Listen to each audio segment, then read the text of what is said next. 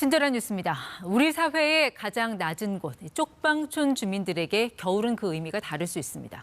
옷 속에 신문지를 넣어 추위를 버텨야 할 만큼 이들에게 한파는 생존의 문제입니다. 그런데 이 쪽방촌에 있다고 해서 다 같은 쪽방이 아니라는 사실 알고 계십니까? 창문 하나 없는 또 한 평도 안 되는 공간인데 말이죠. 어떤 사연인지 김세희 기자가 보도합니다.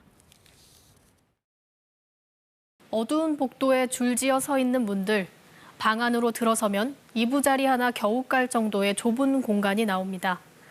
쪽방촌 주민들은 열악한 주거 환경에서 하루하루를 나고 있습니다. 추운 겨울엔 그 어느 때보다 도움이 절실한데 쪽방촌에 살아도 누구는 지원을 받고 누구는 못 받는 일이 벌어지고 있습니다. 부엌도 화장실도 9세대가 함께 쓰는 쪽방촌입니다. 매달 지자체가 지원하는 식비와 생필품은 주민들에게 큰 도움이 됩니다.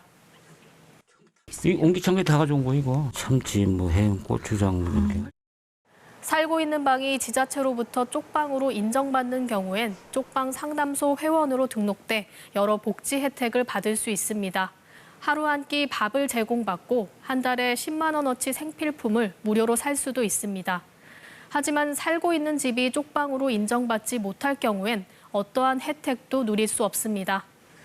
길 하나 건너에 위치한 또 다른 건물은 쪽방으로 인정받지 못했는데요. 두 건 모두 공용으로 화장실과 샤워실을 써야 하고 방은 1인 최저 주거 면적인 14제곱미터, 약 4.2평을 충족하지 못했습니다. 오히려 쪽방으로 인정받지 못한 방이 창문도 없고 방 크기는 한 평도 채 안 되는 더 열악한 상황이었습니다. 추위 대피소나 무더위 쉼터나 목욕탕 그 카드도 나눠놓은 것 같은데 그게 아예 안 되는 것 같더라고요.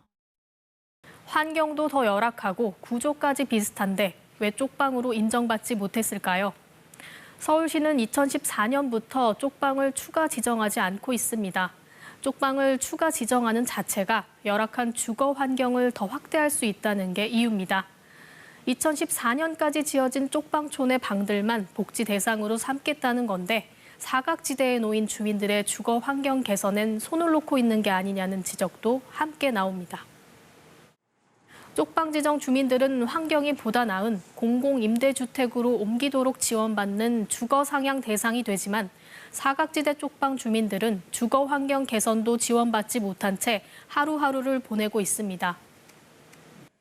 거의 모자르죠. 삼시세끼 차려 먹을 수 없고 밥은 한 끼라도 먹어야 되니까.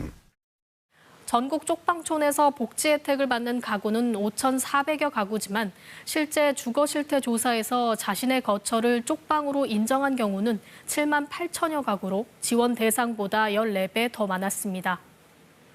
지원 대상을 적극적으로 발굴할 필요가 있다는 얘기가 나오는 이유입니다. 지정된 곳을 기준으로 그 수준에 준하면 이제 지정을 해주는 게 맞는 거죠. 지원 대상을 좀 확대하는 게 필요한 거죠. 근본적으로는 쪽방 외에도 고시원, 반지하 등 주거 취약계층이 보다 인간답게 살 수 있도록 주거 상향 정책을 대폭 강화해야 한다는 지적입니다. KBS 뉴스 김세희입니다.